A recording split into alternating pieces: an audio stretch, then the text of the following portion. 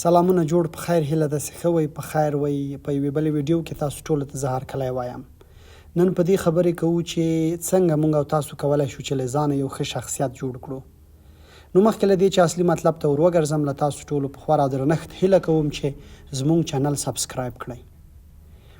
اصلا شخصیت جوړونه ځانګړي مهارتونه او بېلابېل هنرونه غواړي. که تاسو له ځانه یو ښه شخصیت جوړول غواړئ، که تاسو ځان په ټولنه کې مطرح کول غواړئ او که تاسو په خلکو کې محبوبیت غواړئ، نو باید تر هر څه مخکې لومړی په خپله دودیزه ټولنه او محیط کې باور ترلاسه کړئ. په خپلو تجربو تمرکز زیات کړئ، د نورو له تجربو زیاته ګټه واخلئ، ځان ته مو ارزښت ورکړئ او د ستونزو په وړاندې نه یوازې دا چې مبارزه پیل کړئ بلکې ټینګ مقاومت وکړئ. نورو ته هم ارزښت قایل شئ او مقابل درناوی وکړئ. که تاسو غواړئ ښه شخصیت ولرئ، زه دلته ځینې لارښوونې، میتودونه یا روشونه او تګلارې درښیم ترڅو ستاسو سره په شخصیت جوړونه کې مرسته وکړي. لومړی په خپل ځان باوري او مطمئن اوسه او هیڅکله باور مه بایله. په انسان کې باور د ښه ژوند یو ستر راز دی. که په ټولنه کې له زیات باور څخه برخمن شي، له هیڅ ډول ستونزو سره به مخامخ نه شي. ژوند به مو له ستونزو سره په مبارزه کې مخکښ ولوبوي. باور د هر انسان د چلند د ځانګړو یوه مهمه برخه ده چې زما او ستا او د ټولنې د هر فرد شخصیت ورته اړتیا لري. که مو یو ځل باور وبایله، ستاسو او د هر انسان شخصیت ورسره خامیږي او بې باوره کیږئ.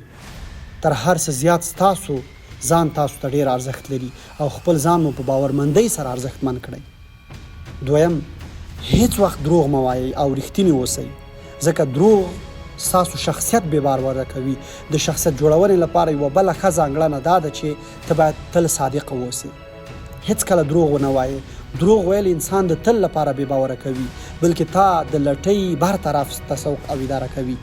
ځکه که نن یو کار ونه شي کړای او سبا یو چاته د دروغ وعده ورکړي او په وس او توان کې د وعدې پوره کولو توان نه وي، ته بهانه وکړې، راتلونکي کې هم دې کار ته تشویق کیږي. د دې لپاره چې ښه پر مخ ولاړ شئ، باید تل رښتیني اوسئ او په رښتینې او په مستقیمه لاره ځان برابر کړئ. دریم، خپله ماتې ومنئ، ځکه د هرې ماتې شاته ستا پرمختګ شته. په نړۍ کې چې څومره بریالي اشخاص ګورئ، دوی په لومړي او دویم ځل دې مقام ته نه دي رسېدلي، بلکې د یو، دوه یا دریو ماتو وروسته بریالي شوي او ښه شخصیت ورڅخه جوړ شوی. هره تجربه او مهارت تا تر بریا رسوي، خو په دې لړۍ کې تاسې ممکن له ماتو سره هم مخ شئ. د بریاو تر شا چې کوم راز دی، هغه د ماتو زغمل دي. بیا ځلې د ژوند هر کار ته لاس اچول دي. یوازې بریالي اشخاص ماتې زغملی شي. څلورم، په ټولنیزو اړیکو کې تنبلي ونه کړئ، بلکې ښې وپالئ ترڅو خلک پر تا لا نور باور هم زیات کړي. ځکه ښه اخلاق، نیک چلند او ښې ټولنیزې اړیکې د هرې ټولنې د ټولنیز شخصیت او ژوند ښکلا ده. د ښه شخصیت خاوندان تل له ښه چلند او سلوک څخه کار اخلي، خپل ملګري او دوستان زیاتوي. که ټولنیزې اړیکې ښې او پراخې کړئ، نو هومره مو شخصیت ورسره لوړېدای شي. ځکه ستاسو ډیری اړیکې او نیک چلند به تاسو لوړو پوړیو ته ورسوي. پنځم، تاسو باید ځان لپاره یو هدف وټاکئ. بریالي او لوړ خلک تل پر ځان باور لري، نو ځکه خو ځان لپاره هدف لوړ ټاکئ. که کوچنی هدف وټاکئ، نو ممکن ژر یې ترلاسه کړئ. ښه خبره دا ده چې ځان ته ستر هدف وټاکئ. دغه راز خپل خیالات او تصوراتو ته په سپکه مه ګورئ، بلکې خپلو چارو ته لا ښه پام وکړئ او د خپل هدف شا ونیسئ. دا ځکه د هر لوړ هدف تر شا لوړې هیلې او لوړ خیالات او لاسته راوړنې پرتې دي. شپږم، په امانتدارۍ کې هیڅ وخت خیانت ونه کړئ. امانت مال خیانتول ستاسو شخصیت بې باوره کوي. دروغ ویل، خیانت کول، په وعده وفا نه کول، دا درې هغه سترې ځانګړنې دي چې موږ ته اسلام راښودلي دي. ځکه د دې دریو کړنو په ترسره کولو کې د انسان منافقت څرګندېږي. انسان دوه مخې، بې باوره او رسوا کیږي، چې دا ستاسو لوړ شخصیت زیانمنوي. بریالي اشخاص او افراد تل مادي امانت خپل مالک ته سپاري او نه یې خیانتوي.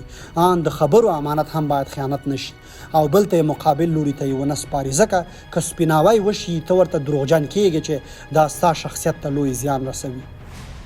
اووم، تل مسؤلیت منونکی اوسه. که د هر کوچني یا لوی کار په مقابل کې مسؤلیت ومني، ستاسو د ژوند چارې ښې تنظیموي او تاسو خپلو چارو سره محتاط کوئ څو له تېروتنو وژغورل شئ. بریالي اشخاص تل خپل مسؤلیت په ډیر ویاړ مخته وړي او په دې خوښ وي چې د خپل مسلک له ادرسه هیوادوالو ته د خدمت جوګه شي. هر شخص د ټولنې یو غړی بلل کیږي او د دې ټولنې په جوړښت او سمون کې باید مسؤلانه رول ولوبوي. که مسؤلیت وپېژنئ همغومره ورسره باور دې زیاتیږي. اتم، له وخت او زمان نه پوره ګټه واخلئ او یو ښه مدیر یا اداره شئ. انسان د عمر په جریان کې تر هغه بل چا له ټولو ارزښتونو فرصت لري چې هغه د وخت درلودل دي.